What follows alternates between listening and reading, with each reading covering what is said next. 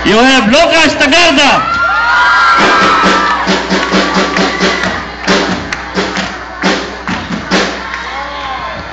Another Red Warrior from Bacolod City.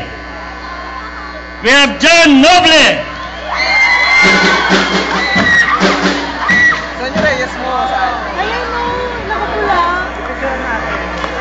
Another 3-point shooter. Mabilis ito. Also from Iloilo. We have Paul Samar.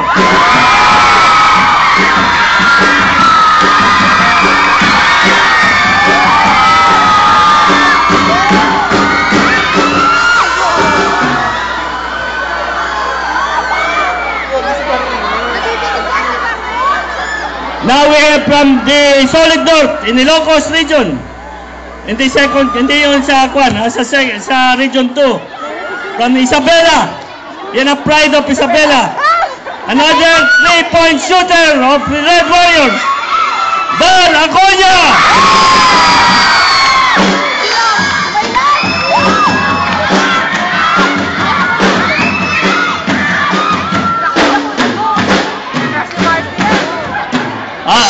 Unfortunately, this year, we missed him.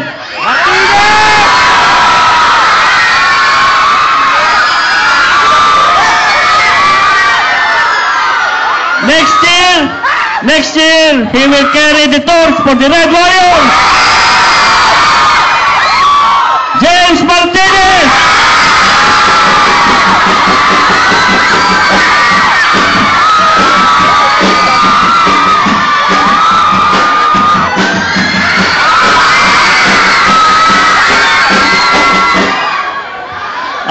You know, we have one companion here that takes care of the health and well-being of the Red Warriors. He's always with the Red Warriors so that they will always be healthy and strong. We have Doc Andre Tolentino.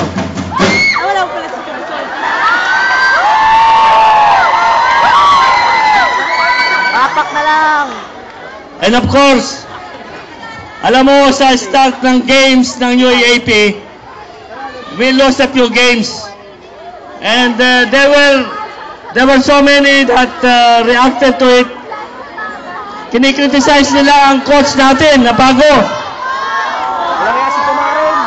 Pero ngayon, pasok na tayo! Dahil sa kanyang galing, he's the best coach of UAAP. The great coach of the UAA Red Warriors, Lawrence Thompson.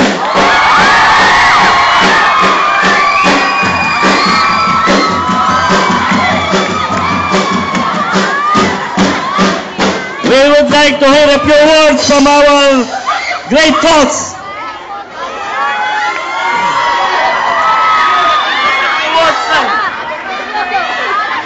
Ay, birthday niya kahapon! Happy birthday to you!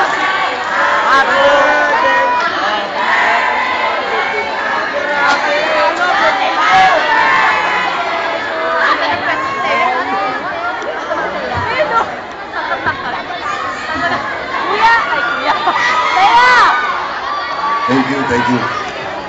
Thank you. Salamat sa lahat ng support niyo para sa team.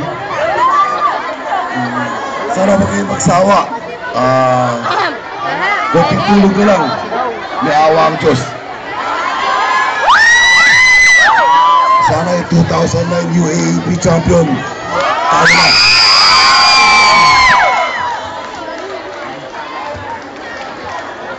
Okay, let us give 3 cheers for the Red Warriors. Hep hep! Hooray! Hep hep! Hooray! Hep hep! Hooray! And let us thank the good Lord for the blessing and the graces and the winning of our great Red Warriors. And we hope that in the coming 2 more games, we need only 2 more games to the championship. Mabuhay ang UAA Red Warriors! Mabuhay ang UE! Maraming salamat! Let us pray for these two coming games. Dalawa na lang games, champion na tayo.